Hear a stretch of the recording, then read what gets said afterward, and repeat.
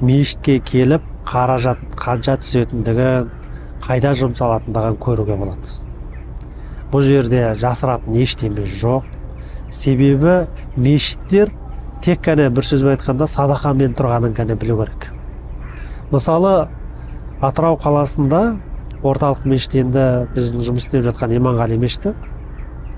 Ол жерде түсетін түсім мен шығатын шығыны екеуін салыстырмалы түрде қарасаң, түсетін садақа жетпей қалады. Ал енді менің алатын жалақым бас имам ретінде 180 мың теңге негіз қойылған. 180 мың? 180 мың теңге. Қолыма тиетіні 150 мың теңге. Салығын ұстағанда? Иә, салығы бар, пенсионе бар, басқасын ұстап қалған кезде 150 мыңдай теңге қолыма тиеді.